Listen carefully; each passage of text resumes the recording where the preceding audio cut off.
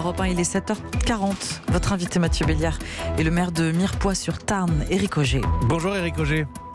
Bonjour. Merci de nous accorder quelques minutes ce matin sur Europe 1. J'imagine que c'est pas forcément évident de se retrouver comme ça dans les médias, à devoir répondre à des questions sur ce pont, sur ce drame évidemment avec 2 morts. On va parler des 2 victimes, mais d'abord ce pont, nous le disions avec Hélène Zellani dans le journal à l'instant, chacun se dit ça aurait pu être moi. Il n'y avait aucune raison de s'inquiéter sur le pont, Éric Auger. Écoutez, non, puisque ce pont, il était vérifié régulièrement. Il avait fait l'objet de gros travaux il y a quelques années. Et puis, il y avait des vérifications de bureaux d'études indépendants portés par l'État et le conseil départemental qui est le gestionnaire de cet ouvrage. Donc non, il n'y avait aucune raison de nous inquiéter. Lisa, 15 ans, et Damien, le conducteur de ce camion, vous les connaissiez personnellement ? Non, pas directement, indirectement pour la jeune femme qui s'est installée avec sa maman assez récemment sur la commune de Mirepoix. Le chauffeur, enfin le patron de la société de transport, on le connaissait parce qu'il a travaillé beaucoup sur la commune. Voilà. Montré du doigt, hein. Il fait partie des victimes aujourd'hui. On ne va pas l'accabler avant que l'enquête soit terminée, mais le chauffeur de ce camion est montré du doigt évidemment ce matin avec un danger. Le camion était-il trop lourd ? C'est la question que vous vous posez ce matin ? Évidemment, c'est la question qu'on se pose ce matin. Après, cette personne, le pauvre, il a perdu sa vie, quoi. Donc, on va pas accabler ses proches. Et voilà, donc c'est peut-être, je sais pas, on s'explique pas pourquoi avec un tel tonnage, il est rentré sur le pont. On se l'explique pas. Et en même temps, dans tous les témoignages qu'on a pu recueillir, ce pont que les habitants utilisaient tous les jours à Mirepoix-sur-Tarn, avant qu'il ne tombe hier, et on l'entend aussi dans les témoignages. Des camions, il y en avait tous les jours sur ce pont. On passait sur ce pont. Oui, mais peut-être pas dans le... Vous savez, sur les 19 tonnes, les spécialistes disent, et j'en discutais hier avec la préfecture, il y a des tolérances qui vont pratiquement au double du tonnage. Donc on avait effectivement de temps en temps, mais c'est pas régulier, des quelques camions qui pouvaient dépasser ce tonnage.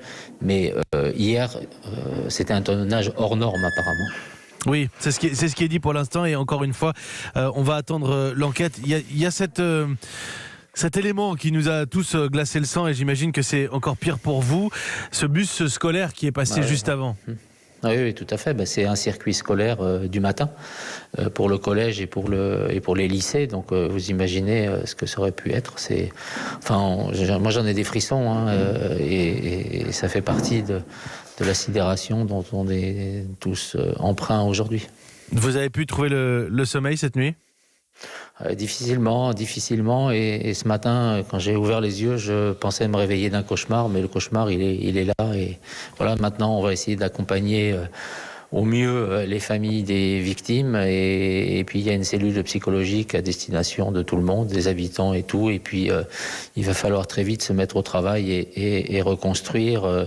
J'en parlais avec le préfet. J'ai même eu un message de M. Macron cette nuit. Et je crois qu'aujourd'hui, on va essayer de se mettre en ordre de bataille avec mon conseil municipal pour faire face à tout ça et surtout pour très très vite reconstruire. Il vous dit quoi, le président de la République ? Des condoléances, du soutien ? Des condoléances, du soutien, parce que c'est important. On a eu M. Nunez hier aussi en mairie, donc pour nous c'est important d'avoir ce soutien des services de l'État et bien sûr du département, de la région, qui vont nous aider à très très vite essayer de rebâtir au plus vite ce pont, puisque stratégiquement c'est quand même un sacré handicap pour le territoire, pour notre commune, mais aussi pour tout le territoire de notre secteur. D'être coupé, c'est vrai que ça, au regard des victimes, on n'y pense pas immédiatement, mais d'être coupé sur cet axe-là, sur cette départementale-là, c'est un impact important pour votre commune, en un mot ? Oui, c'est un handicap. Oui, c'est un handicap. Donc on va mettre en place un certain nombre de navettes qui vont fonctionner pour que les gens puissent aussi se déplacer, parce que ce pont, il servait aussi d'un passage piétonnier pour se rendre sur un espace de covoiturage et en même temps de ligne qui desservait la métropole toulousaine.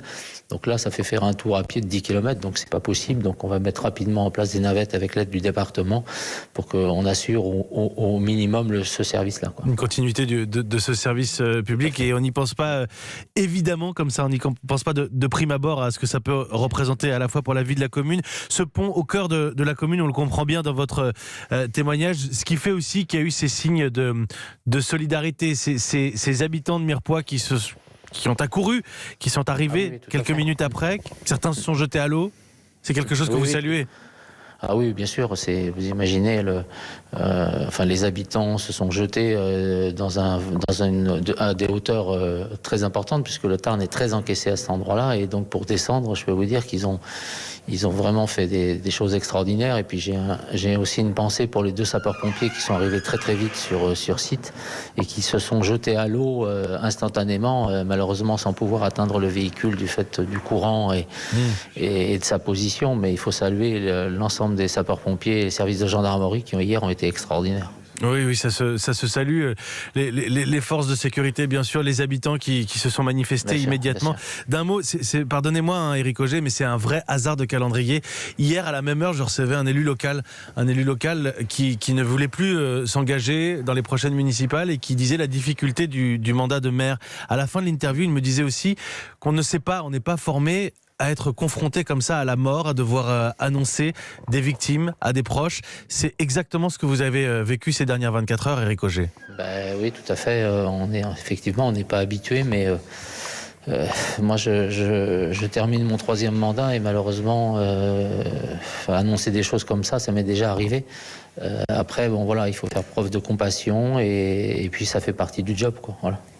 Merci Éric Auger d'avoir pris quelques minutes. Je sais que votre temps est précieux et que vous avez beaucoup à faire à la fois sur le plan psychologique et puis sur l'organisation de votre commune. Éric Auger, maire de Mirepoix-sur-Tarn, en direct avec nous ce matin avec les moyens techniques sur place de Théo Manval de la rédaction d'Europe 1. Merci 1000 fois, 7h46.